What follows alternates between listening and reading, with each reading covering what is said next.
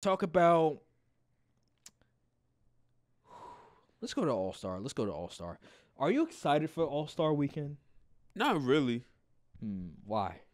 Um, the participants in the dunk contest is like I don't recall any of these guys doing like any remarkable in-game dunks or anything like that. And in the 3-point contest, I mean, they got Julius Randle in the 3-point contest. Like, what are we doing here? Yeah, It's just injuries. It's just ugh. Yeah. The thing with the dunk contest, it's becoming really sad. I didn't know that it was going to get this bad. Like, if I would have known back in, like, 2013, maybe 2014. Remember when John Wall was in the dunk contest with Paul George? And first of all, that format was atrocious. Yeah, I don't know what they were thinking.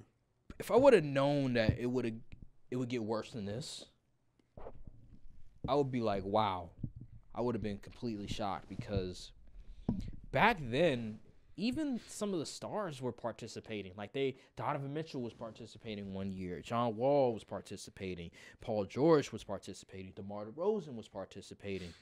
Guys that actually matter, actually play a pivotal role in their team's success of winning, were participating in the dunk contest.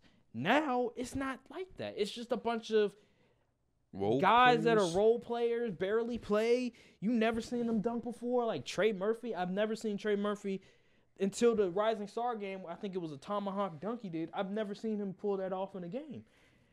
All I've seen him do is like maybe a two-hand dunk. A simple two-hand dunk.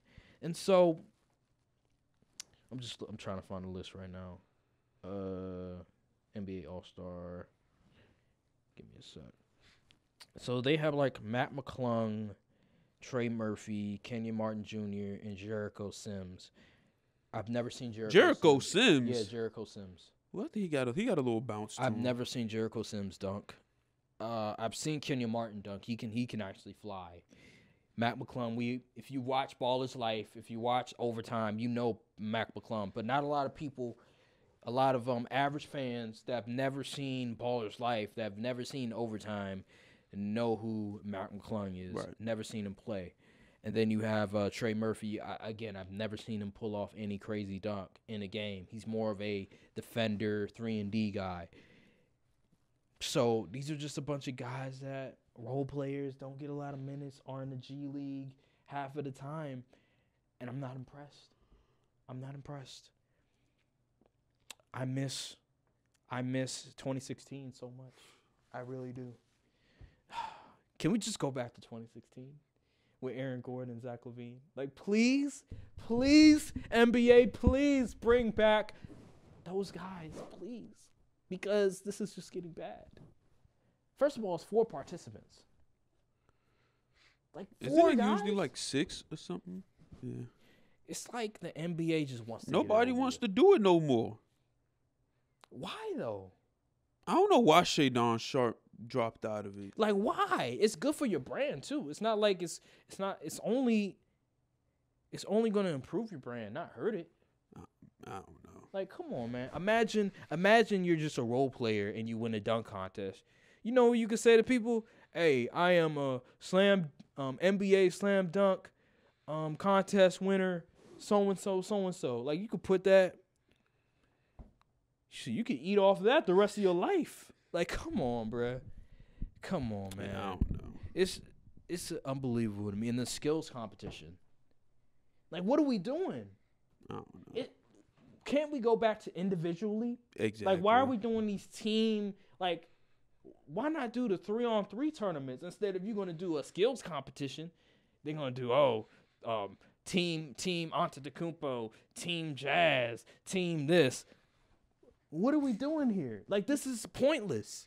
I want to see individual versus individual. I don't want to see team versus team. If you're going to do team versus team, do a 3-on-3 tournament where your 3 best guys versus your 3 best guys actually play basketball. Not a skills competition. Come on, man. It's turning into the Pro Bowl where they doing all these competitions that don't matter. Like the Pro Bowl, they doing dodgeball. Like, bro, this is football, man. I like dodgeball. This is football. We want to see football type. Like I want to see a football player, a quarterback. Remember it was the one where they threw the ball, like who could throw the ball the farthest. That's a football skill that I would like to see. Who can run the fastest? That's the one that I want to see. But not dodgeball, not all these dumb games that have nothing to do with football. The same goes on with basketball. I don't want to see the skills competition. Oh, who could hit a half-court shot first? Like, I don't want to see that. I don't want to see. Make games that are actually based on stuff that people would care about. And not continuously putting on the same old stupid stuff that makes absolutely no sense. All-Star festivities is just gone downhill. It's gone downhill. Yep. I guess I'll just have to look forward to the 3-point competition, and that's that. I miss 2016. God, that was a great year. Musically, basketball, football. That was just such a great year. Oh my God. So yeah, I'm not very excited for it. Maybe the All-Star game will be great. It's been great these past few years because of the new format, so I'll look forward to that. But everything else has just been an ice. Like, it's just been dumb. Yeah. Even they messed up the freaking. They said they're picking the reserves first. This is where people made the argument that the NBA has gone soft. For the simple fact that Adam Silver is afraid of the whole idea of, the last pick. People being in their feelings. These are grown men getting paid millions of dollars. The hell with their feelings. The hell with what they think. Because y'all are grown. Get over it. This is competition. You've played in the playground before. Have you ever been picked last? Probably not, because you're in the NBA, for crying out loud. But who cares? You're an all-star. Be grateful. This is why the NBA, in my opinion, has gone soft. Because of stupid stuff like that.